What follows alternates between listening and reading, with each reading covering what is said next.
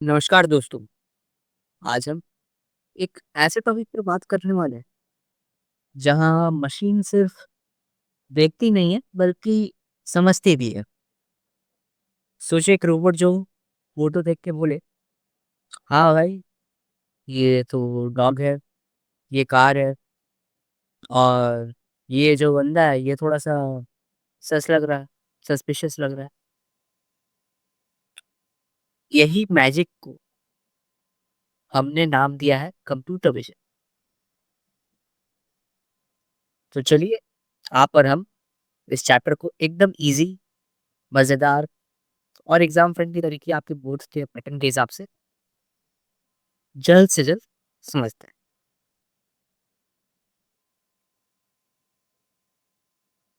तो स्टार्ट करते हैं, कंप्यूटर विजन क्या होता है।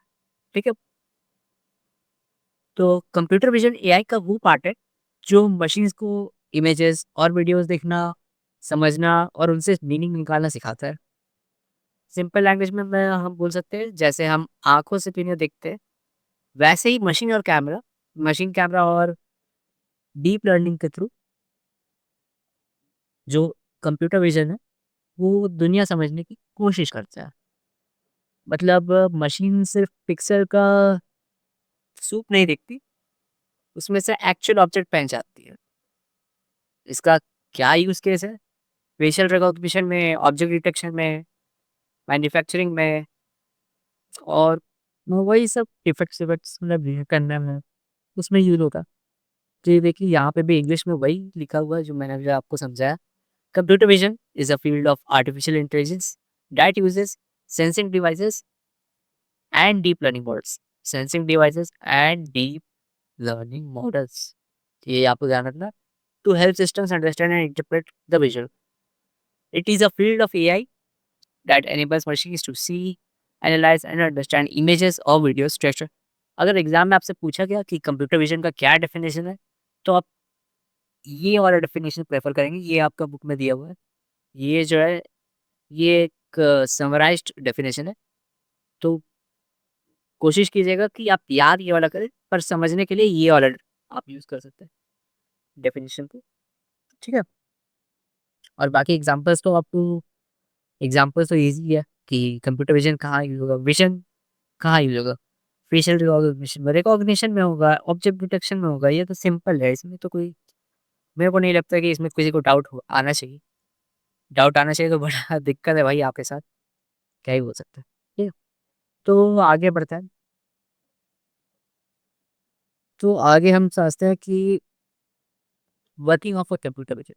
तो इसमें हमें ये समझना है कि डिजिटल इमेज और पिक्सेल्स ये कैसे काम करते हैं, ठीक? कंप्यूटर विज़न पे ये कैसे अपना असर डालते हैं। तो इमेज को समझो एक टाइनी लेगो वॉल की तरह। लेगो तो आपने खेला ही होगा बचपन में। लेगो सेट तो ऑलमोस्ट हर बच्चे ने खेला ही होगा बचपन में। तो आप इसको लेगो वॉल की तरह समझिए। ये जो इमेज है ना, इसको एक लेगो वॉल की तरह समझिए। ठीक है।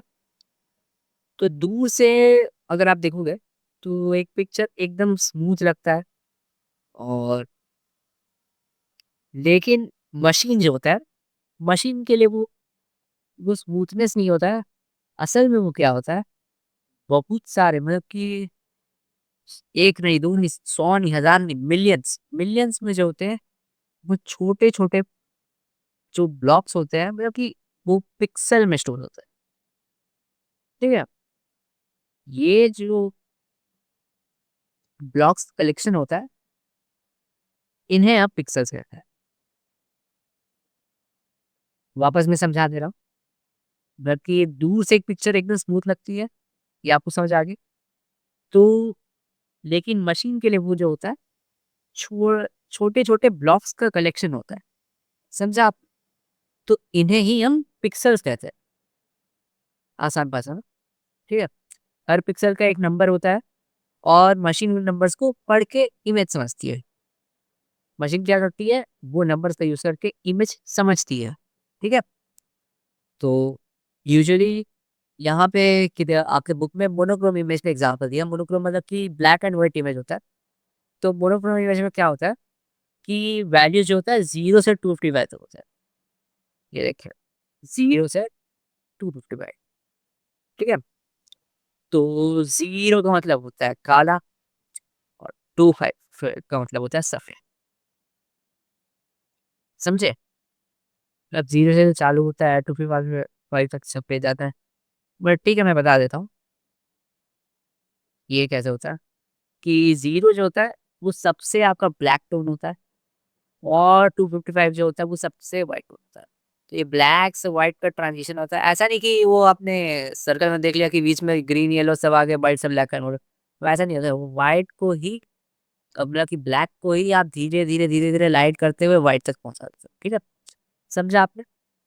तो यहाँ पे ये सिग्नल एक लीनियर लाइन की तरह चलती है। तो चलिए यहाँ पे जो लिखा है उसको समझ लेते हैं। Basics of digital images. A digital image is a picture stored on a computer as a numerical data that machines can process. It can be created using a design software, Paint, Photoshop, captured with a digital camera, or scanned using a scanner. इसका मतलब क्या हुआ? जो digital image है वो computer पे store होने वाला एक न्यूमेरिकल डेटा है जो मशीन प्रोसेस कर सकता है और वो न्यूमेरिकल डेटा का यूज करके वो एक वो एक इमेज को डिस्प्ले कर सकता है, ठीक है? डिजिटल इमेज ये होता है कि डिजिटल इमेज असल में एक इमेज नहीं होता है, वो न्यूमेरिकल डेटा होता है, पर जब उसको एक मशीन डिस्प्ले करता है तो वो एक इमेज जैसा दिखता है। तो यही होता है डिजिटल इमेज, समझे आप? तो ये बेसिकली आपका कहाँ यूज़ होता है? डिज़ाइन सॉफ्टवेयर में यूज़ होता है, पेंट, फ़ोटोशॉप, ये तो हर बच्चे को पता ही होगा। डिजिटल कैमरा में यूज़ होता है और स्कैनर में, तो ये तो आपके बहुत कॉमन एग्ज़ाम्पल्स हो गए। आगे बढ़ते हैं। When a computer processes an image, it sees it as a collection of tiny squares called पीस। अभी मैंने बताया कि जो कंप्यूटर होता है जब वो इमेज प्रोसेस करता है वो सब चीज़ को टाइनी स्क्वायर्स, छोटे छोटे स्क्वायर्स की तरह देखता है। वो स्क्वायर का एक वैल्यू होता है, उस स्क्वायर का जो वैल्यू असाइन किया जाता है वो स्क्वायर को पिक्सल बोला जाता है। पिक्सल के पास वैल्यू होता है, ठीक है? Each representing a colour value during digitisation. इसका 1 मार्क्स में आ सकता है क्वेश्चन में। An image is converted into a grid. तो डिजिटाइजेशन में क्या होता है, जो इमेज होता है उसको आप एक ग्रिड ऑफ पिक्सेल्स में कन्वर्ट कर देते हो। ग्रिड ऑफ पिक्सेल्स, ये है ग्रिड ऑफ पिक्सल, ये नहीं, ये देख रहे हो, ये है ग्रिड ऑफ पिक्सेल्स। ये ग्रिड बन गया और इसमें पिक्सल है, 1 पिक्सल, 2, 3, 4, ठीक है? इसमें आप कर पा रहे हैं। तो ये जो होता है इसमें हर पिक्सल को फिर न्यूमेरिकल वैल्यू असाइन किया जाता है। मोनोक्रोम इमेजेस जो ब्लैक एंड व्हाइट इमेजेस मतलब कि इमेजेस होता है, उसमें पिक्सल वैल्यू 0 से 255 जाता है। तो और फिर उसको 0 से 1 भी कन्वर्ट कर दिया जाता है व्हाइट और ब्लैक में। मैं आपको बता देता हूँ। तो यहाँ पे देखिए जैसे कि ये एक इमेज है, यहाँ पे ये देखिए व्हाइट है। ये एक व्हाइट मतलब कि स्टेयरकेस जैसा एक डायग्राम है। तो इसको जब हमने कन्वर्ट किया एक रेक्टेंगुलर ग्रिड पे, तो ग्रिड पे क्या आया कि जब इसे कन्वर्ट किया गया न्यूमेरिकल फॉर्म में, तो मशीन इसको कैसे स्टोर करता है? मशीन यूज़ करता है 0, 0, 0 मतलब ब्लैक, ब्लैक, ब्लैक को 0, 0, 0 मानता है, व्हाइट को 1 माना इसने, फिर ब्लैक को 0, 0। तो ये पैटर्न आपको दिख रहा होगा, तो ये पैटर्न तो आपको समझ आ रहा होगा। तो ऐसे ही कंप्यूटर विज़न वर्क करता है, ठीक है? कॉन्सेप्ट क्लियर हो गया? आगे बढ़ते हैं। अब हम लोग चलते हैं कंप्यूटर विज़न के प्रोसेस में। यही सबसे मतलब कि पूरा चैप्टर यही इसी पे बेस्ड है कि कंप्यूटर विज़न का प्रोसेस वर्क कैसे करता है, ठीक है?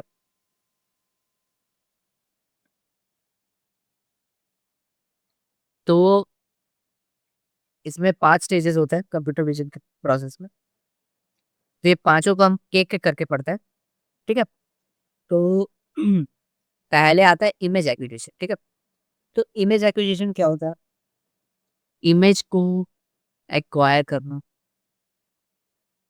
इमेज को एक्वायर करना। एक्विजिशन मतलब क्या होता है? एक्वायर करना। एक्वायर मतलब क्या होता है? कैप्चर करना। तो इमेज एक्विजिशन का मतलब है इमेज को कैप्चर करना, ठीक है? तो ये जो है कंप्यूटर विजन का एंट्री गेट आप बोल सकते हो। कैमरा, स्कैनर, डिज़ाइन सॉफ्टवेयर कहीं से भी इमेज आई, पहला काम उसको डेटा बनाना, ठीक है? सोचो जैसे आपने अपने एग्ज़ाम पेपर की फ़ोटो ली, ठीक है? अब वो सिर्फ़ फ़ोटो नहीं है, वो रॉ मटेरियल बन गई एनालिसिस के लिए। समझ गए? समझे कि नहीं? जो एग्ज़ाम पेपर है आपका, आपने कोई एग्ज़ाम पेपर लिया आपने, उसका आपने फ़ोटो लिया, ठीक है?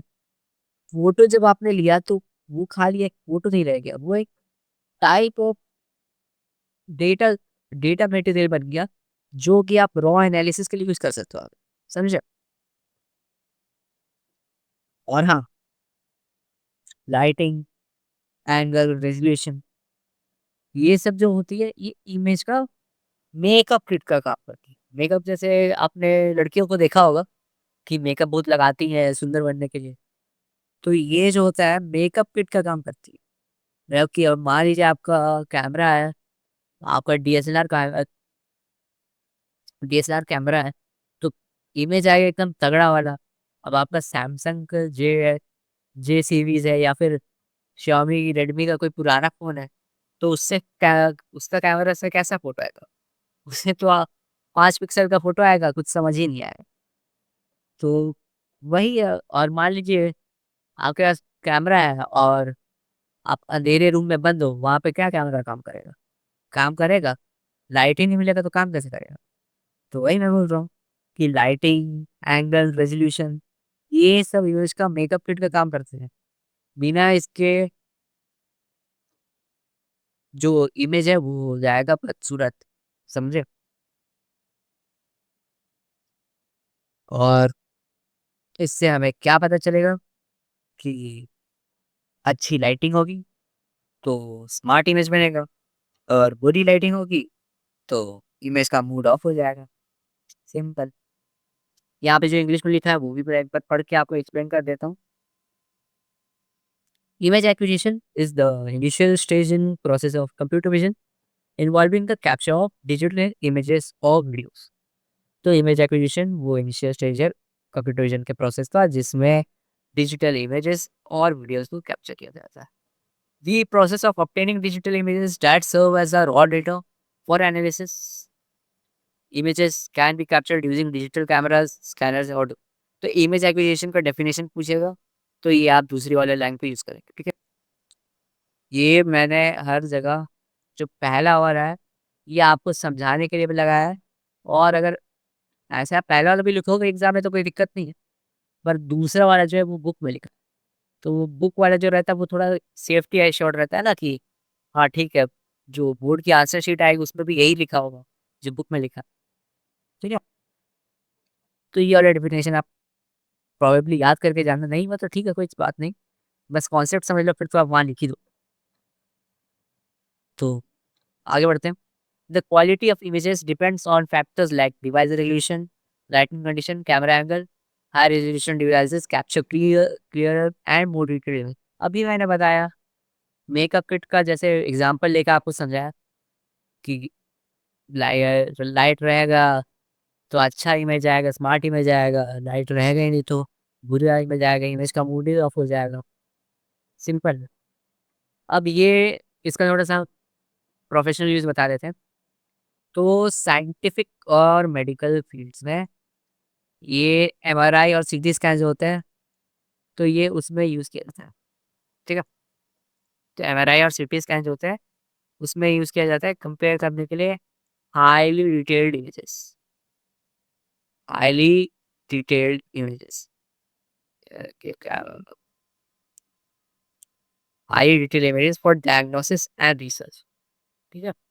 डायग्नोसिस और रिसर्च पर्पस के लिए यूज़ किया जाता है। ओके, आगे बढ़ते हैं। प्री प्रोसेसिंग, तो यहाँ पे अब क्या, तो अब इमेज तो आ गई, लेकिन सीधा यूज़ करना वैसे ही है जैसे गाड़ी को बिना सर्विस के रेस में भेज देना। समझा आपने? इमेज आ तो गई, पर अब इसको यूज करना वैसे ही काम होगा कि भाई गाड़ी को बिना सर्विस कराए रेस में भेज दिया। बिना सर्विस कराए कभी रेस में भेजते हो क्या? नहीं, वहां चलेगी नहीं, ठप हो जाएगी। तो प्री प्रोसेसिंग में हम इमेज को क्लीन और यूजेबल बनाते हैं। नॉइस रिडक्शन, मतलब इमेज को नॉइस रिडक्शन करते हैं, जैसे कि इमेज का जो एक्स्ट्रा धब्बा वब्बा होता है ना, ब्लरीनेस, वो सब साफ करते हैं। इमेज में ग्रेन होता है, ग्रेन ग्रेन आपने सुना, ग्रेन क्या होता है? दाना होता है। तो हम लोग दाना जो होता है, दाना दाना दाना कैसे लगता है? क्या अगर आपने कभी देखा होगा दाना बिखरा हुआ कोई मैट पे, तो दाना कैसे लगता है? डॉट डॉट डॉट लगता है ना। तो डॉट इफेक्ट को हटाने के लिए, वो ब्लर इफेक्ट को हटाने को, वो उसी को हम लोग बोलते हैं नॉइज रिडक्शन। फिर नॉर्मलाइजेशन होता है, मतलब कि सब पिक्सल्स का वो सेम स्केल पे लाना। ठीक है। फिर रीसाइज, क्रॉप, ये सब होता है, मतलब कि इमेज को सिस्टम के हिसाब से बिल्ड करना। फिर आता है हिस्टोग्राम इक्वलाइजेशन। तो इसका मतलब होता है इमेज के अंधेरे कोण में थोड़ा सा रोशनी कर देना। ठीक है। ये स्टेज इमेज का जो है, ये आप एक तरीके से स्पार्क ट्रीटमेंट समझ लो भाई। इसका मतलब ज्यादा कोई काम नहीं, पर ये थोड़ा स्पार्क ट्रीटमेंट है, मतलब कि चेरी वाला टॉप बोलते हो ना, वही चीज है। यहाँ पे क्या लिखा है वही समझ लो। Preprocessing in computer vision aims to enhance the quality of the acquired image. तो वही है कि जो एक्वायर्ड है, कैप्चर किया हुआ इमेज है, उसका क्वालिटी एनहांस करना, वही है प्री प्रोसेसिंग। इसमें नॉइज रिडक्शन अभी बता दिया, वही इमेज नॉर्मलाइजेशन भी बताया, रिसाइजिंग, क्रॉपिंग, हिस्टोग्राम इक्वलाइजेशन। यहाँ पे जो होता है ब्लर और रैंडम स्पॉट्स को, मतलब कि रिमूव कर दिया जाता है। तो इससे जो होता है, जो भी ग्रेन इफेक्ट्स, लो लाइट फोटोज होता है, वो ग्रेन इफेक्ट्स होता है, वो सब हट जाता है नॉइस रिडक्शन के कारण। ठीक है। उसके बाद इमेज नॉर्मलाइजेशन, ज़्यादा मान लीजिए कोई इमेज में जो ऑब्जेक्ट्स है वो मर्ज कर जा रहे, कलर ग्रेडिंग उसका अच्छे से नहीं होता, तो कलर ग्रेडिंग जो होता है वो ठीक से कर देता है। तो इमेज नॉर्मलाइजेशन वही होता है। पिक्सल वैल्यू, कलर एडजस्ट करना है तो क्या एडजस्ट करते हो? Pixel values. तो पिक्सल वैल्यूज एडजस्ट करते हैं। ठीक है।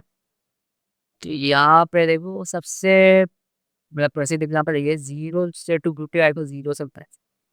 इससे फायदा होता है कि जो ब्लैक स्पॉट्स होते हैं वो ब्लैक हो जाते हैं बहुत ज्यादा, और जो व्हाइट होते हैं वो बहुत ज्यादा व्हाइट हो जाते हैं।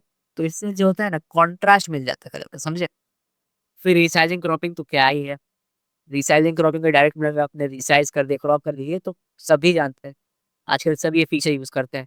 हिस्टोग्राम एंड इक्वलाइजेशन में improves brightness and contrast. Brightness and contrast को हाईलाइट करके इमेज का डिटेल्स बढ़ाते हैं। जैसे कोई कोई जगह पे जो इमेज का डिटेल्स है वो थोड़ा सा काला पड़ जाता है, दिखता नहीं है। यहाँ पे पूरा ये यूजुअली इमेज के कॉर्नर में क्या होता है कि वो डिटेल्स आपको नोटिसेबल नहीं हो पाता। तो ये वही सब जगह को लो कंट्रास्ट जो रहता है वो सब एरियाज को एनहांस कर देता है। तो जो डिटेल्स है वो और क्लियर दिखता है। ठीक है, समझे? अब यहाँ पे देखिए, यहाँ आप देख सकते हैं प्री प्रोसेसिंग का रियल डिफरेंस। पहले बिफोर में इमेज एक मेसी रूम जैसी होती है, सब कुछ है पर ढंग से नहीं। आफ्टर इमेज बिल्कुल सॉर्टेड रूम, नॉइस कम, brightness better, size proper. Machine को भी क्लीन इमेज पसंद होती है, क्योंकि मशीन ड्रामा नहीं क्लैरिटी चाहता है। समझे? अगर इमेज का सिग्नल वीक हो तो प्री प्रोसेसिंग उसका बूस्टर हो, समझो? समझ गए? यहाँ पे देख सकते हो, यहाँ पे जो है ग्रेनी इफेक्ट्स जो है वो हटा दिया गया। बिफोर में ग्रेनी इफेक्ट्स था वो हटा दिया गया नॉइज रिडक्शन में। इमेज नॉर्मलाइजेशन में पहले जो मतलब कि स्काई है, डेजर्ट है, ये दोनों मर्ज कर जा रहा है, पता ही नहीं चल रहा कि कौन क्या है। आफ्टर में ये स्काई थोड़ा और डार्क हो गया और डेजर्ट थोड़ा और लाइट हो गया। फिर रीसाइजिंग क्रॉपिंग में ये थोड़ा सा था, इसको थोड़ा सा और छोटा कर दिया। इसमें इंस्टाग्राम इक्वलाइजेशन में ये देखो, यहाँ पे पीछे में पहाड़ है, पर पहाड़ पे ज्यादा मतलब कि पता नहीं चल रहा, फोकस नहीं मिल रहा। ये क्या किया कि इसको अच्छा कॉन्ट्रास्ट वॉन्ट्रास्ट देके इसको भी अच्छा से हाईलाइट कर दिया। समझ गए? इजी। आगे बढ़ते हैं। Feature extraction. तो इधर क्या होता है भाई?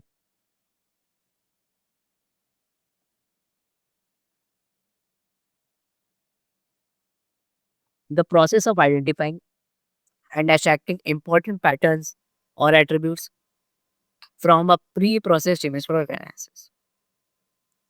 The method used depends on image complexity, available resources, and applicants' requirements. क्या लिखा है ये? Image complexity, resources, application requirement क्या लिखा है? समझते हैं? तो ये यहाँ पे आपको इमेज के द्वारा मैं समझाऊँगा पहले, ठीक है? ये तो यहाँ पे लिखा हुआ है, टेक्स्चुअल लिखा है, इसमें थोड़ा-सा कम समझ आएगा। पहले आप इमेज देखिए उससे समझिए, ठीक है? इस डायग्राम में जो ओरिजिनल इमेज है, उससे डिफरेंट डिफरेंट फीचर्स हैं, ठीक है? फीचर एक्सट्रैक्शन का यूज़ करके डिफरेंट डिफरेंट आउटपुट निकाला है, ठीक है? तो एज डिटेक्शन से क्या होता है? एज डिटेक्शन से क्या होता है? ये ऑब्जेक्ट का जो है आउटलाइन मिल जाता है। समझ रहे हो? ऑब्जेक्ट का आउटलाइन मिलता है कि ये देखो यहाँ पे ये आउटलाइन है। ये डॉग का जो है ये यहाँ पे आउटलाइन है। मतलब कि आउटलाइन कैसे पता चलता है कि एकदम यहाँ पे ये शार्प एजेस जो होते हैं, शार्प एज पता चल जाता है इमेज में। कलर कॉन्ट्रास्ट से पता चलता है, ग्रेडियंट से पता चलता है। तो ये जो शार्प टर्न्स है उसको आउटलाइन मानता है। ये आउटलाइन इसमें बता देते हैं, बाकी पूरे एरिया ब्लैक आता है, ठीक है? फिर आता है कॉर्नर डिटेक्शन। यहाँ पे इम्पोर्टेंट जो टर्निंग पॉइंट्स होता है, वो जहाँ पे मिलते हैं, जैसे कि यहाँ पे टर्न होता है, turn turn turn turn turn. मतलब अगर आपने डेरिवेटिव्स और इंटीग्रल्स का कॉन्सेप्ट पढ़ा हो, तो यहाँ पे बहुत सारे इन्फिनाइट टर्न्स है, तो ये सब मिलके ये एक लाइन बना देंगे इस डॉग के अराउंड। तो वही चीज़ है यहाँ पे, आपको अगर दिख रहा होगा, पता नहीं दिख रहा है या नहीं। अ, यहाँ पे दिख रहा, तो ये वाला जो दिख रहा है ना, यहाँ पे थोड़ा सा अगर आप ध्यान दोगे तो दिखेगा कि यहाँ पे थोड़ा सा आउटलाइनिंग है, ठीक है? तो यहाँ पे थोड़ा सा आउटलाइनिंग आपको दिखेगा, तो वही चीज़ को हम लोग कॉर्नर डिटेक्शन बोलते हैं। समझ रहे हो? Corner detection. टेक्सचर एनालिसिस में क्या होता है भाई? टेक्सचर एनालिसिस में जैसे नाम से पता चल रहा है, इसमें हम लोग सरफेस का जो नेचर है वो पता करते हैं, उससे हम लोग को टेक्सचर से मतलब कि सरफेस का टेक्सचर पता चलता है बेसिकली। तो ये जो होता है ये ऐसा आउटपुट देता है कि यहाँ पर टेक्सचर थोड़ा सा हाई है, लो है। तो ये हाई लो में ऐसे करके यहाँ पे टेक्सचर वाला वो आउटपुट देता है हम लोग को, समझे? फिर लास्ट में ये वाला आ सकता है एग्जाम में, शायद ये पूछ सकता है। बाकी तो कोई हमको नहीं लगता पूछेगा। डायग्रामेटिकली आप बता रहे हैं ऐसे। तो यहाँ पे कलर बेस्ड फीचर एक्सट्रैक्शन, समझे? तो यहाँ क्या होता है, यहाँ पे अलग अलग रीजन आइडेंटिफाई होता है। तो अलग अलग रीजन आइडेंटिफाई होते हैं, उसी को ग्राफ पे पिक्सल इंटेंसिटी फ्रीक्वेंसी के ग्राफ पे ऐसे ही मतलब कि मेजर कर दिया जाता है, समझ? तो सोचो, एक ही फोटो है पर मशीन उसका 4 डिफरेंट चश्मे से एनालिसिस कर रही है। 4 प्रकार का चश्मा लगा के मशीन जो है उसको एनालाइज़ कर रही है, ठीक है? ये तो समझ आ गया। बाकी आप ये सब डेफिनेशन पढ़ लेना, अगर थोड़ा-सा वीडियो पॉज़ करके 1 मिनट कि डेफिनेशन याद हो जाए अगर कोई लिखने को आए तो। ओके, आगे बढ़ते हैं।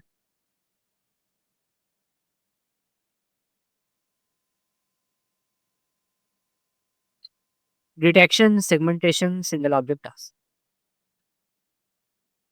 ये सब क्या लिखा हुआ है? Classification, localisation, detection, segmentation. लग रहा है कोई सिक्योरिटी गार्ड का काम है। नहीं, ये काम भी अब एआई करेगा। बताता हूँ कैसे, ठीक है? तो अब इमेज का जो इम्पोर्टेंट पार्ट्स है, उसको ढूँढना स्टार्ट होता है, ठीक है? डिटेक्शन और सेगमेंटेशन का काम होता है, इमेज के अंदर से ऑब्जेक्ट या रीजन को आइडेंटिफ़ाई करना। वापस बोल रहा हूँ, डिटेक्शन और सेगमेंटेशन का काम होता है, इमेज के अंदर से ऑब्जेक्ट या रीजन को आइडेंटिफ़ाई करना। सिंगल ऑब्जेक्ट टास्क में 2 काम होते हैं, क्लासिफिकेशन और क्लासिफिकेशन प्लस लोकलाइज़ेशन। क्लासिफिकेशन मतलब ऑब्जेक्ट का नाम बताना, लोकलाइज़ेशन मतलब उस ऑब्जेक्ट का एग्ज़ैक्ट लोकेशन बताना। जैसे घर में कोई बुलाए, तुम हो कौन, ये क्लासिफिकेशन। और खड़े कहाँ हो, ये लोकलाइजेशन। समझ आ रहा है आप? ये आपका क्लासिक एग्जाम्पल हो गया। आप थोड़ा सा ध्यान लगाइए कि मान लीजिए कि घर में कोई बुलाया है, कोई घर में आपको बुला रहा है तो क्या बोलता है? आप बोलते हो तुम हो कौन, फिर पूछते हो तुम खड़े कहाँ हो।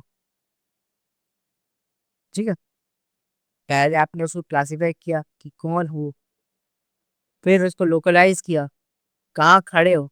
समझ आ रहा है? लोकलाइज में लोकेशन पता किया, क्लासिफिकेशन मतलब कि ये पता किया कि वो है क्या चीज। कुत्ता है, बिल्ली है, इंसान है। लोकलाइज कहाँ, किचन में खड़ा है, बाथरूम में खड़ा है, मेन हॉल में खड़ा है। सिंपल, सिंपल कॉन्सेप्ट समझ आ गया? इंग्लिश में समझते हैं, डिटेक्शन सेगमेंटेशन।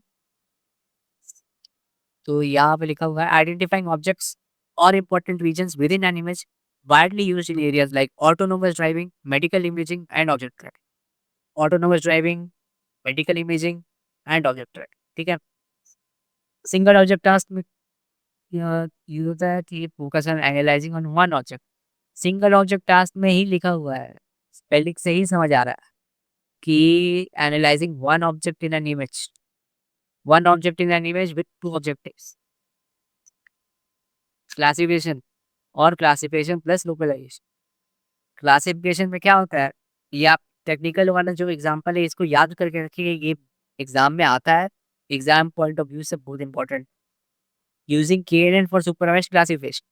KNN यूज होता है सुपरवाइज्ड क्लासिफिकेशन के लिए, के मीन्स यूज होता है अनसुपरवाइज्ड के लिए। KNN सुपरवाइज्ड क्लासिफिकेशन, के मीन्स अनसुपरवाइज्ड। ये आपको याद रखना है, मेमोराइज कीजिए, जो कीजिए इसको अपने दिमाग में डालिए, ठूसिए, जैसे भी इसको याद कीजिए, 1 मार्क्स में ऑलमोस्ट ठीक है, कोई ना कोई सेट में आ जाए। ठीक है। Classification plus localization identifies the object and also locates it in the image using a bounding box. Identify कर लिया ऑब्जेक्ट, उसके बाद उसको इमेज में लोकेट करना है। ये इमेज में यहाँ पे बॉल रखा है, तो वो यहाँ पे ढूंढा कि चलो ठीक है यहाँ पे बॉल है। अब इसका जो कोऑर्डिनेट है वो क्या है, जैसे कि कोऑर्डिनेट सिस्टम आपने पढ़ा होगा, ये कोऑर्डिनेट कहाँ है, ये मान लीजिए 0 0 है तो ये 1 1 पे है, तो ये लोकलाइजेशन किया। समझा आपने? आगे बढ़ते हैं। ठीक है। मल्टीपल ऑब्जेक्ट टास्क, अभी सिंगल ऑब्जेक्ट टास्क पढ़ा, अभी मल्टीपल ऑब्जेक्ट टास्क पढ़ेंगे।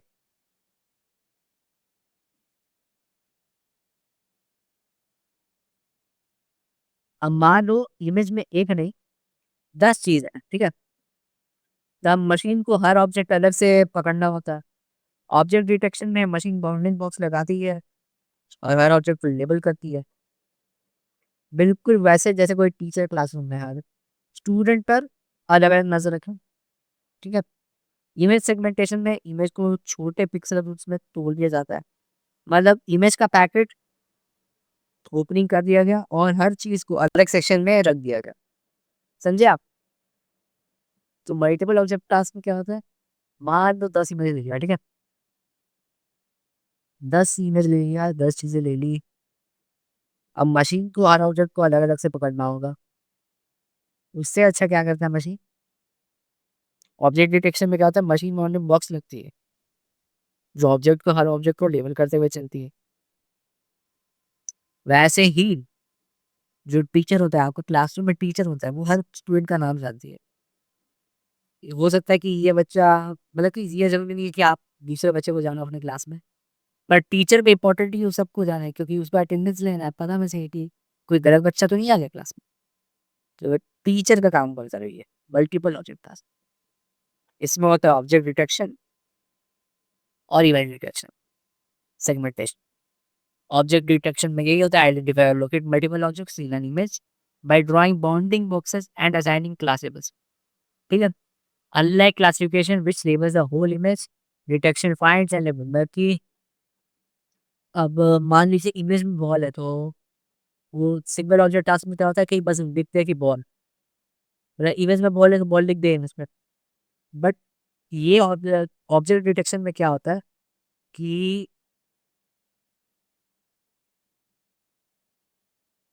ऑब्जेक्ट डिटेक्शन में डायरेक्ट जो बॉल है उसको लेबल कर दिया जाता है, दिस इज बॉल। इमेज के अंदर बॉल लोकेट करके बॉल को लेबल किया जाता है, समझे? इसमें कौन से एल्गोरिदम यूज कर रहे हैं वो होता है, ये थोड़े हाई लेवल एल्गोरिदम्स है। RCNN, RFFCN, YOLO, SSD। SSD वो वाला नहीं है जो आपके लैपटॉप में लगा हुआ है, वो SSD नहीं है, दूसरा SSD है, पर ठीक है। हाँ, अभी वो भी मान लो चलेगा, फुल फॉर्म थोड़ी जाता है। Image segmentation, it divides an image into regions by grouping pixels with similar characteristics and assigning them to specific classes.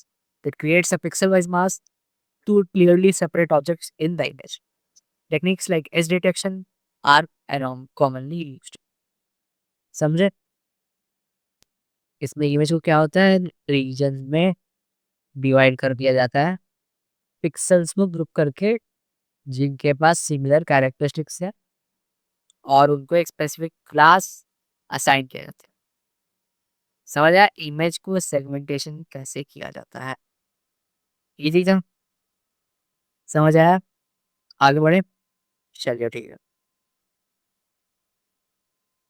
Semantic segmentation, register segmentation, अब ये दोनों चीज पढ़ना है, ठीक है? तो सेमेंटिक सेगमेंटेशन में सेम क्लास के सारे पिक्सेल्स को एक ही कैटेगरी में डाल दिया जाता है। जैसे इमेज में सब एनिमल्स को बस एनिमल बोल दिया, लेकिन न्यूस्टल सेगमेंटेशन में उससे और आगे जाती है, ये हर एनिमल को अलग पहचानती है। मतलब सेंटेंस सेगमेंटेशन बोले ये सब स्टूडेंट्स, इंस्टेंट सेगमेंटेशन बोले ये राहुल है, ये प्रिया है, ये मोदी मोदी है, समझे? यहाँ का एग्जांपल देख लो, इमेज क्लासिफिकेशन का, ऑब्जेक्ट लोकलाइजेशन का, सेमांटिक सेगमेंटेशन का विजन। ये देखो सेमांटिक में क्या क्या है, इसने आदमी को क्लासिफाई कर दिया, एक एक पार्ट का, कुत्तों को सबको एक मान लिया, और यहाँ पे बिल्ली को एक अलग मान लिया। सेमांटिक ठीक है, इंस्टेंट में क्या किया, हर कुत्ते को अलग माना, हर कुत्ते को अलग माना, इंसान को अलग माना, बिल्ली को अलग माना, ठीक है?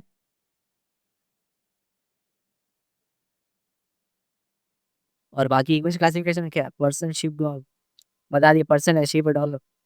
ऑब्जेक्ट लोकलाइजेशन, ऑब्जेक्ट को लोकलाइज किया, उसका लोकेशन पता किया, कहाँ पे फैल, स्क्वायर ब्रैकेट बनाया ना, स्क्वायर स्क्वायर बॉक्स, ये पता किया उसका लोकेशन। आगे बढ़ते हैं। हाई लेवल प्रोसेसिंग,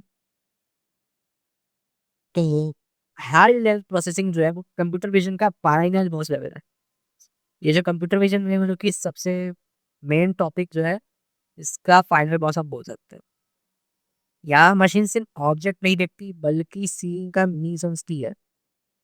ये पूछती है हो क्या रहा है इस इमेज में, ऑटोनोमस ड्राइविंग में पेडिस्ट्रियन और ट्रैफिक साइंस समझना हो, या मेडिकल इमेज में डिसीज डिटेक्ट करना हो, ये स्टेज डिसीजन मेकिंग में हेल्प करती है।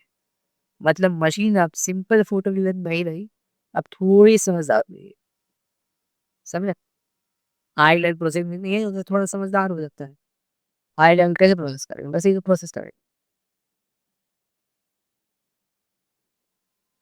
इसका एक डेफिनेशन आप एक बार याद करके जाएगा। The final stage of computer vision where detected objects are analysed to understand scenes, recognize objects, and interpret context. It uses algorithms and machine learning to extract insights and support issues. Example by identifying pedestrians and traffic signs in autonomous driving or detecting diseases in medical issues. ठीक है, आगे बढ़ते हैं। Applications of computer vision, तो ये नया topic आ गया।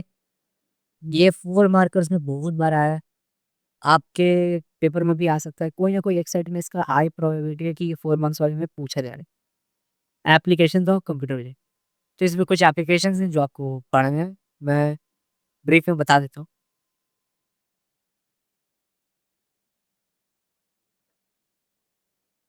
सबसे पहले आता है फेशियल रिकॉग्निशन, आइडेंटिफाई जो पीपल है उनको आइडेंटिफाई और टैग करता है, समझे? जैसे फेशियल रिकॉग्निशन आपको मेन यूज़ होता है कहाँ पे? फ़ोन अनलॉक करने में। फ़ोन आप अनलॉक कर दो फेशियल रिकॉग्निशन से बहुत सारे फ़ोन आ गए आजकल तो हर फ़ोन में ये फीचर है ऑलमोस्ट। वो टिप-टिप वाला छोड़ के वहाँ पे सिम का जगह नहीं मिलता अच्छे से फिंगरप्रिंट का मैसेंजर, ठीक है? तो फेशियल रिकॉग्निशन यूज़ होता है। हेल्थ केयर में डिसीज़ को डिटेक्ट करने के लिए हेल्थ केयर में डिसीज़ को डिटेक्ट बीमारी है कोई उसको डिटेक्ट करने के लिए यूज़ किया जाता है, ठीक है? जो रोड पे सेल्फ ड्राइविंग कार्स होते हैं, उसमें यूज़ किया जाता है कंप्यूटर विज़न की देखने के लिए अगल-बगल क्या कोई ठोक-वोक तो नहीं रहा है। ओसीआर भी यूज़ किया जाता है। ओसीआर प्रिंटेड या हैंड रिटन टेक्स्ट को इमेज से निकालता है, समझ रहे हो? ये चैट जीपीटी में अगर आप कोई इमेज डाल रहे हो, तो वो ओसीआर ही उस करके निकालता है, जो डेटा है उसमें से। फिर मशीन इंस्पेक्शन क्या होता है? ये फैक्ट्रीज़ में डिफेक्ट पकड़ती है। सर्विलांस सीसीटीवी में क्या होता है कि बायोमेट्रिक से आप सॉरी सर्विलांस में अब क्या होता है सीसीटीवी फुटेज इसको यूज़ करके सस्पिशियस एक्टिविटीज़ पता कर सकते हो। कंप्यूटर विज़न यहाँ पे ऑटोमैटिक देख के पता करेगा कि कौन सस्पिशियस लग रहा है, ईज़ी है। Fingerprint recognition and biometrics fingerprint में काम आता है, बायोमेट्रिक डेटा में आता है स्टोर करके ना कंप्यूटर विज़न, ईज़ी। अब पढ़ते हैं challenges of computer vision. Challenges 4 हैं, 4 मार्कर आ सकता है, ये भी हाई प्रोबेबिलिटी क्वेश्चन है। 4 को पढ़िए reasoning and analytical issues, difficulty in image acquisition, privacy and security concerns, duplicate and false content. तो ये अब आता है बल्कि इसको आप क्वेश्चन रूल से देखते हैं कि क्वेश्चन पर्सपेक्टिव से इसको देखिए कि what are the challenges in computer vision तो फिर आप इसको समझ पाएंगे, ठीक है? अब जैसे अब हर सुपर पावर के साथ कुछ प्रॉब्लम्स भी आती है। कंप्यूटर विजन के चैलेंज पहला है रीजनिंग, मशीन को सिर्फ देखना नहीं है, समझना भी है, ठीक है? पहले है। दूसरा है इमेज एक्विजिशन। अब क्योंकि लाइटिंग, एंगल, स्केल और ऑकर्जन इमेज को कंफ्यूज कर देते हैं। जो भी lighting, angle, scale, multiple objects, occlusion ये सब जो होता है ये इमेज को कंफ्यूज करने का काम करता है। मतलब उसको डेटा को मैनिपुलेट कर सकता है। समझ रहा है कि खराब इमेज आ गया उसके चलते कोई भी फैक्टर के चलते खराबी हो जा सकता है। तो ये सब मैनिपुलेटिव पावर होता है, समझ रहे हो? तीसरा प्राइवेसी और सिक्योरिटी कंसर्न ये तो सबसे इम्पोर्टेंट चीज़ है। इसके लिए ही सब आजकल कंप्यूटर विज़न पे उँगली उठा रहे हैं कि प्राइवेसी और सिक्योरिटी कंसर्न्स रहेंगे या नहीं रहेंगे। और लास्ट में है डुप्लीकेट और फॉल्स कंटेंट मतलब कि जो इमेज और वीडियो है उसका मैनिपुलेशन ना एक तरीके से, समझा आपने? तो ये चारों चीज़ आपने ब्रीफली मैंने समझा दिया। याद रखेंगे कि कंप्यूटर विज़न के क्या चैलेंज है रीज़निंग और analytical issues, difficulty in image acquisition, privacy and security concerns, duplicate and false content. Easy, चलिए आगे बढ़ते हैं। अब तो जो आपका मेन चैप्टर था वो तो खत्म हो गया। अब हम लोग चलते हैं क्वेश्चंस की ओर। यहाँ मैं आपको पॉज़ भी कर सकता हूँ ताकि आप खुद आंसर सोचो। बोर्ड एग्ज़ाम में आप यही क्वेश्चन मा यही जो क्वेश्चंस होते हैं ये मार्क्स दिलाने का काम करता है। चैप्टर पढ़ लिया पर क्वेश्चंस प्रैक्टिस नहीं किया तो जो आपका मैं मानता हूँ 30 से 40% किताबें वो अभी भी पेंडिंग। तो क्वेश्चंस लगाना बहुत इम्पोर्टेंट था। चलिए इसको शुरू करते हैं बिना किसी देरी के, ठीक है? तो यहाँ पे 3 क्वेश्चन है। पहला question identify the incorrect option ये 4 ऑप्शन पढ़िए, उसके बाद मैं बताता हूँ कौन सा सही है।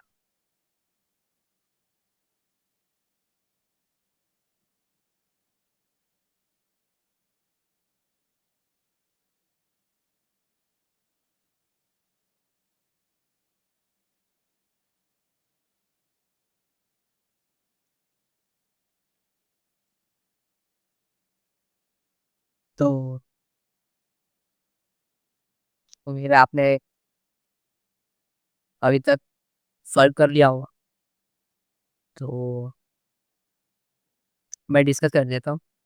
इसमें से इनकरेक्ट क्या है? लास्ट में मेरे को लग रहा है थोड़ा-सा यहाँ पे कुछ लिखा हुआ है गड़बड़। Less pixel less pixel resemble original, नहीं ऐसा तो नहीं होता। ये ही मेरे को इनकरेक्ट लगा, फोर्थ वाला। क्योंकि कम पिक्सल से ओरिजिनल इमेज रिज़ेम्बल तो नहीं होता है। ओरिजिनल इमेज में तो ज़्यादा पिक्सल होता है। तो ये तो नहीं है। ये गलत है हमको लग रहा। तो ए और बी तो हट गया। बचा सी और D.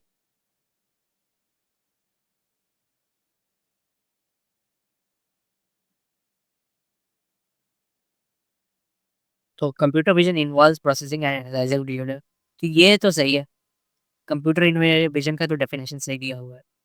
Digital image is a picture that is stored on a computer in form of a sequence of numbers that computers can understand। True. ये दोनों तो सही है। और RGB colour code is used on images. नहीं, RGB colour code खाली image में नहीं यूज़ होता है, वीडियोज़ में भी यूज़ हो सकता है। तो 3 और 4 गलत ऑप्शंस हैं, ठीक है? Process of capturing a digital image और a video using digital camera, scanner और other imaging devices is related to. Image को आप क्या कर रहे हो? कैप्चर कर रहे हो। कैप्चर कहाँ से आता है? Acquisition, image acquisition. Option A, which algorithm may be used for supervised. अभी मैंने बताया तो सुपरवाइज्ड के लिए क्या यूज़ करते हैं, अनसुपरवाइज्ड के लिए क्या यूज़ करता है, याद कीजिए और सही ऑप्शन बताइए। सही ऑप्शन क्या होगा? सही ऑप्शन क्या होगा? के मीन्स गलत ऑप्शन है। सही ऑप्शन केएनएन है।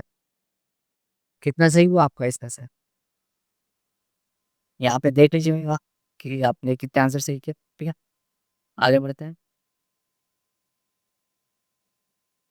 Dash empowers computer vision systems to extract valuable insights and drive intelligent decision making in various applications, ranging from autonomous driving to medical diagnostics। तो ये काम है हाई लेवल प्रोसेसिंग का। Lower processing में आप autonomous driving नहीं बना सकते। लो प्रोसेस करके अपने दम पर एक कार ड्राइव करने वाला रोबोट तो नहीं बनता है। हाई लेवल प्रोसेसिंग चाहिए होती है ये सब काम को। मेडिकल डायग्नोस्टिक्स जो बहुत कॉम्प्लेक्स होता है, इसमें भी आपको हाई लेवल प्रोसेसिंग का ज़रूरत पड़ता है, ठीक है? अगला question, in feature extraction which technique identifies abrupt changes in pixel intensity and highlights object boundaries. तो वो यहाँ पे क्या है? इसका आंसर होना चाहिए पिक्सेल इंटेंसिटी को आइडेंटिफाई करता है और ऑब्जेक्ट की बाउंड्री जो होती है वो एज होती है। ये एज में फॉल करती है, edge detection. Choose the incorrect statement related to pre processing stage of computer vision. It enhances the quality of required image, ठीक है। Noise reduction and normalisation is often known, but हाँ यही होता है। एक केस टू नॉर्मलाइजेशन भी अपना adjust, हाँ यही होता है। एज डिटेक्शन एंड क्वाड्रेंट ना, ये इंश्योर नहीं किया जाता ना, ये इंश्योर नहीं किया जाता। आंसर आप जल्दी से मैच कर लीजिए, ठीक है? अगले में चलते हैं। ये पॉसिबल पोल मार्कर है, इम्पोर्टेंट पोल मार्कर है। एक बार इसको एग्जाम वाले डे आप इसको एक बार पढ़ लीजिएगा, एग्जाम में आएगा तो आप देख पाए। इसमें इमेज सेगमेंटेशन का डिफरेंस समझाया गया, इमेज सेगमेंटेशन को एक्सप्लेन किया गया, फिर उसके बाद सेमेंटिक सेगमेंटेशन और इसे सेगमेंटेशन, ये दोनों को एक्सप्लेन किया गया। ठीक है, समझे आप? ये आप खुद से ये आप होमवर्क है, ये आप एक बार इसको रीडिंग करें, ठीक है? आगे एक्सप्लेन द चैलेंजेस फेस्ड। अभी मैंने बताया था कि चारों आ सकते हैं, रीजनिंग एंड आर्टिकुलेशन।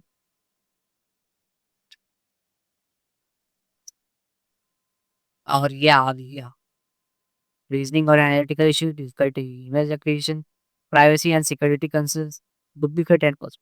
तो ये चार ही हैं। अगर ऑप्शन ज़्यादा कि ज़्यादा आपके पास ऑप्शन रहते हैं कोई गेम में, जैसे 5 या 6 चौदह, तो फिर आप इजीली रहते हो, हाँ ठीक है, उतना कुछ हर नो। और मेन कैरेक्टर को ही उड़ा दिया, ये थोड़ा-सा बात था। समझा?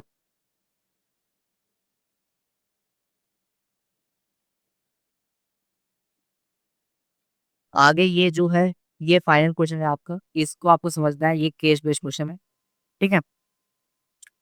The red fort is hosting a grand cultural event, ठीक है? रेड फोर्ट में बड़ा इवेंट हो रहा है, ठीक है? होता रहता है। सबको सेफ रखना है, ये टॉप प्रायोरिटी है। तो सिक्योरिटी सिस्टम क्या यूज़ कर रही है? Feature extraction. इसका यूज़ करके हमें पता लगाना है, ये क्या चीज़ दी है, इसमें कौन-सा चीज़ यूज़ होगा, कौन-सा फीचर यूज़ होगा। ये अगर आपने चैप्टर पे ध्यान दिया तो ये आप बता पाओगे। A large bag is left unattended near a crowded entrance. इसमें यूज़ होगा टेक्सचर एनालिसिस। क्यों यूज़ होगा? टेक्सचर से ही पता चलता है कि वो बैग का कैरेक्टरिस्टिक्स क्या है, कलर, कलर मटेरियल, ये सब टेक्सचर एनालिसिस ही बता पा, समझे? A person tries to climb over a wall near a blind spot. यहाँ पे काम आता है एज डिटेक्शन। ये जो है ये एज में काम कर रहा है। जो मतलब कि एज वाले मतलब कि जो रेंज के एज वाले एरियाज़ है वहाँ पे ये काम करने की कोशिश कर रहा है। तो वहाँ पे जो आपका एज डिटेक्शन है, वो टेक्नोलॉज़ी आपका हेल्प करेगी। ओके, कॉर्नर डिटेक्शन इसमें ऑफ कोर्स आएगा। क्यों? यहाँ लिखा है group of people starts pushing and shoving in congested area. तो ये जब कंजेस्टेड एरिया में कोई घुसता है, तो वो कॉर्नर तक फिल हो जाता है। हर कॉर्नर में प्रेशर बनता है। ओवरऑल प्रेशर कॉर्नर-कॉर्नर में बनता है। तो this is a case of corner detection, ठीक है? और लास्ट में a wanted person with distinctive red scarf enters a venue. Distinctive red scarf, ये आपको पहले से पता था उसके पास रेड स्कार्फ होगा, इसको आपको आइडेंटिफाई करना था। तो सिस्टम ने कलर बेस्ड एब्स्ट्रैक्शन यूज़ किया। समझ आ गया? इसी के साथ हमारा चैप्टर खत्म होता है और कोई क्वेश्चन नहीं। अगर आपको वीडियो पसंद आया तो लाइक कीजिएगा, कमेंट कीजिएगा जैसा आपको मैंने। बाकी पीडीएफ कमेंट में मैं अपलोड कर दूँगा और बाकी वीडियोज़ भी जल्द ही जल्द आते रहेंगे। एग्ज़ाम के लगभग 1 या 2 दिन पहले मैं सारे वीडियोज़ पब्लिक कर दूँगा। ओके? आपका रिस्पॉन्स खाली अच्छा चाहिए और कुछ नहीं चाहिए। Thank you.